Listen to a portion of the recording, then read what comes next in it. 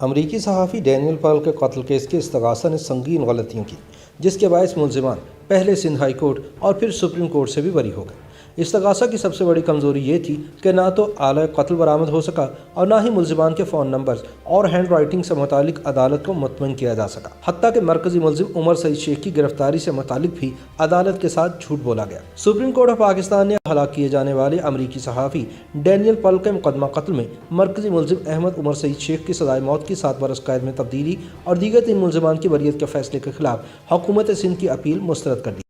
یاد رہے کہ سندھ حکومت نے 22 اپریل سن 2020 کو امریکی صحافی ڈینیل پال کے قتل کے مقدمے کا فیصلہ سپریم کورٹ آف پاکستان میں چیلنج کیا تھا۔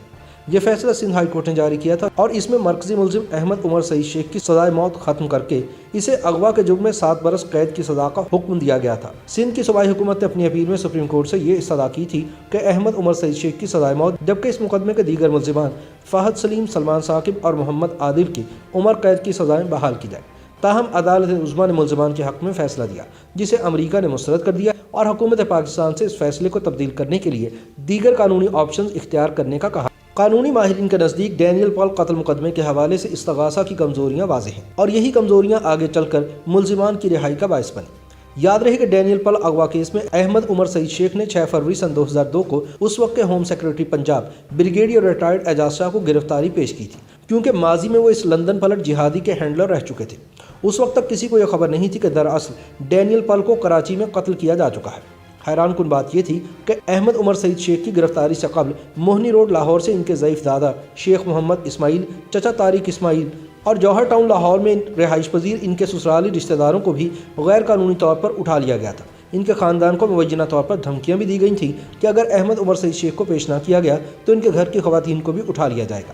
کہا جاتا ہے کہ احمد عمر سعید شیخ کے ایک معمول ڈسٹرکٹ اینڈ سیشن جج تھے اور ان دنوں مظفر گڑھ میں تعینات تھے۔ انہوں نے سارے معاملے کو دیکھ کر اور گھر والوں کے کہنے پر احمد عمر شیخ کو گرفتاری دینے پر آمادہ کیا۔ عمر شیخ کے اہل خانہ کے خلاف کارروائی صرف پولیس ہی نہیں کر رہی تھی، بلکہ قانون نافذ کرنے والے دوسرے ادارے بھی کافی سرگرم تھے۔ بہرحال گرفتاری کے بعد احمد عمر شیخ سے پولیس اور خفیہ اداروں نے پوچھ گچھ کی اور 12 فروری کو انہیں PIA کی پرواز میں مکمل سیکیورٹی کے ساتھ کراچی بھیج دیا گیا۔ حیران کن بات تو یہ ہے کہ جب ڈینیل پال کیس کی سماعت شروع ہوئی تو پولیس نے عدالت میں پیش کیے گئے چالان میں موقف اختیار کیا کہ عمر سعید شیخ کو 13 فروری سن 2002 کو کراچی ایئرپورٹ سے گرفتار کیا تھا، جبکہ عمر شیخ نے اپنے اعترافی بیان میں کہا کہ اس نے خود 6 فروری 2002 کو گرفتاری پیش کی تھی اور اسے 12 فروری کو PIA کی پرواز سے کراچی لایا گیا۔ عمر شیخ کی طرف سے عدالت میں اپنے دفاع کے لیے 2 گواہ پیش کیے گئے۔ ان میں سے ایک عمر کے والد سعید احمد شیخ اور دوسرے ان کے ماموں ڈسٹرکٹ اینڈ سیشن جج شیخ عبدالرؤف تھے۔ دونوں نے عمر شیخ کے موقف کی تصدیق کی، لیکن اس کے علاوہ عمر شیخ کے وکیل محمود شیخ ایڈوکیٹ کی طرف سے عدالت میں عمر شیخ کی گرفتاری کے حوالے سے اخباری خبروں کے تراشے اور PTV کی فوٹیج بھی پیش کی گئی، جس پر استغاثہ کچھ نہ کہہ سکی۔ پولیس نے اس اہم ترین کیس میں احمد عمر شیخ کی گرفتاری پر جھوٹ کیوں بولا، اس کا جواب کسی کے پاس نہیں۔ فوجداری قوانین کے ماہرین کا کہنا ہے کہ استغاثہ کی یہ حکمت عملی ٹرائل کورٹ میں تو کام کر گئی، لیکن جب اسے ہائی کورٹ کی کسوٹی پر رکھا گیا تو استغاثہ کا یہ داؤ، جسے جوا بھی کہا جا سکتا ہے، چل نہیں سکا۔ استغاثہ نے یہ مقدمہ جس طرح پیش کیا، اس میں اور بھی کئی جھول ہیں جنہیں سامنے لانے کے لیے وکیل صفائی کو زیادہ محنت نہیں کرنا پڑی۔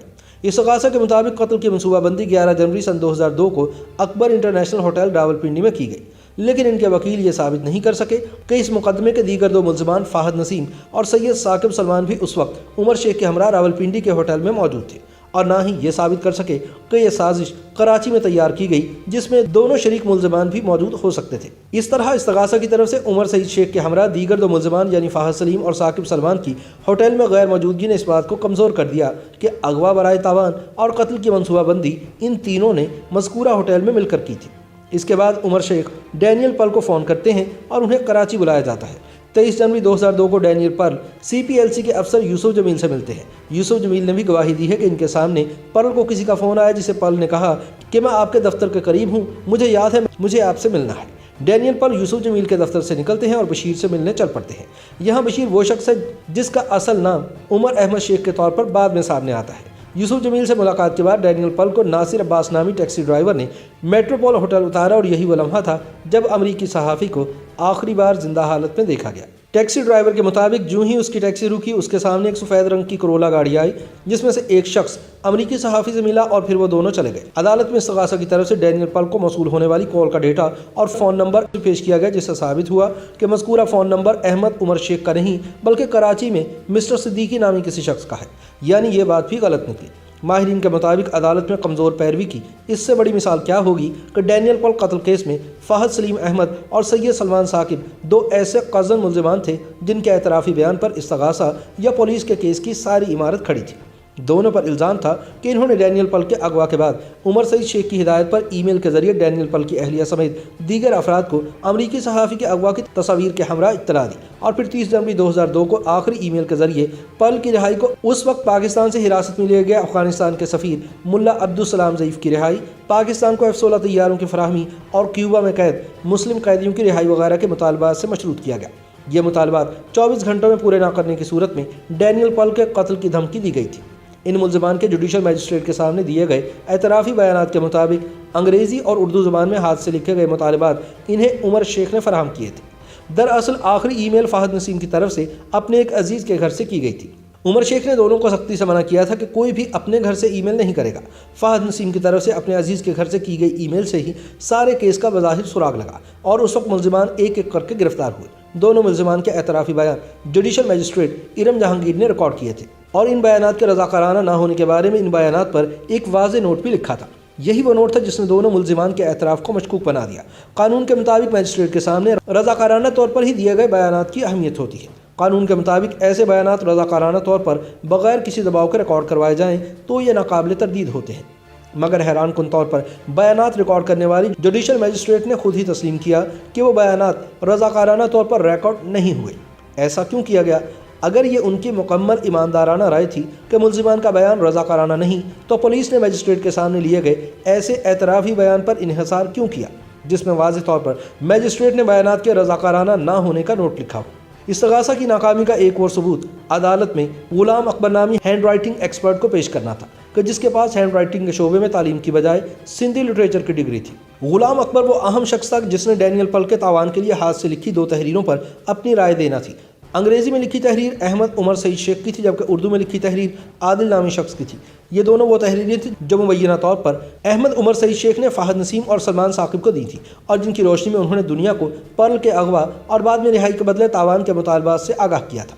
लेकिन अहमद उमर सईद शेख के वकील महमूद अहमद शेख ने हैंड राइटिंग एक्सपर्ट से इसकी काबिलियत और मुतल्लिका शोबे में अहलियत के सवाल जवाब में साबित कर दिया कि इस शख्स की राय पर इन्हिसार नहीं किया जा सकता।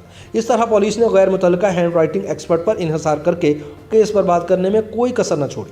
सलमान साकिब और फ़हद नसीम के मामले को मजीद देखें तो पता चलता है कि जिस लैपटॉप से इन अफराद की तरफ से डैनियल पल के अगवा की इत्तला दी गई थी दरअसल ये लैपटॉप 2 फरवरी को मुल्ज़िमान की गिरफ्तारी के मौके पर बरामद किया गया था, मगर इसकी बरामदगी के बारे में भी इस्तग़ासा ने अपने ही बयानात में तज़ादात पैदा किए। पुलिस का मौक़िफ़ था कि मुल्ज़िमान से लैपटॉप 11 और 12 फरवरी की दरमियानी शब बरामद किया गया है, जबकि अदालत में पेश किए गए अमरीकी FBI के कंप्यूटर फॉरेंसिक माहिर और गवाह रोनाल्ड जोसेफ के मुताबिक इसे पाकिस्तान आने से 2 रोज़ पहले यानी 29 जनवरी सन 2002 को बताया गया कि उसने पाकिस्तान में एक लैपटॉप का जायज़ा लेना है। अमरीकी फॉरेंसिक माहिर 4 फरवरी सन 2002 को पाकिस्तान पहुंचा था और उसी शाम उसे कंप्यूटर दिया गया जिस पर वो 6 रोज़ रोज़ाना 4 से 6 घंटे काम करता रहा। अदालत ने यह मौक़िफ़ इख्तियार किया कि अगर अमरीकी माहिर को इस लैपटॉप कंप्यूटर के बारे में 29 जनवरी को इत्तला दी गई थी तो डैनियल पल के तावान के सिलसिले में की गई आखिरी ईमेल 30 जनवरी सन 2002 को कैसे आई।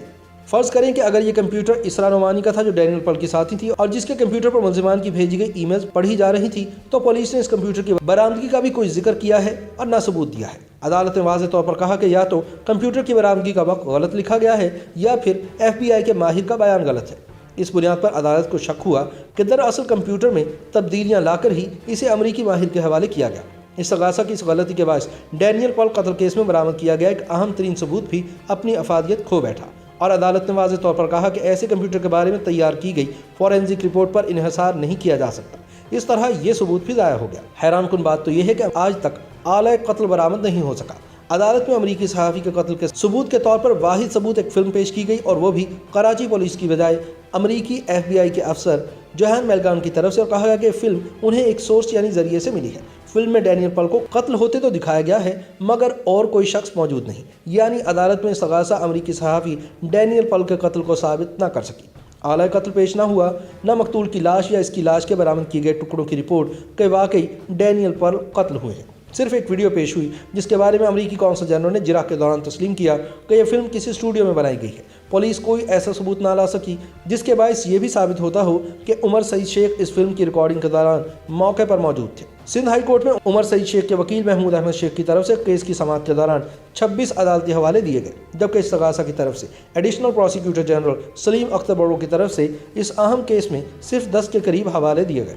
फौजदारी मुकदमात में इन हवालाजात को कलीदी अहमियत का हामिल समझा जाता है और यही वो वजूहात हैं जिसकी वजह से डैनियल पर्ल के मुबैना कातिल सजा से बच गए। YouTube पर गूगली न्यूज देखने के लिए youtube.com की सर्च बार में गूगली न्यूज टीवी टाइप करें। गूगली न्यूज के पेज पर सुर्ख रंग के सब्सक्रिप्शन वाले बटन पर क्लिक करना ना भूलिए। YouTube पेज पर अपलोड होने वाली वीडियोस से बाखबर रहने के लिए बेल आइकन पर क्लिक कीजिए। आपको हर नई वीडियो के बारे में नोटिफिकेशन मौसूल हो जाएगा।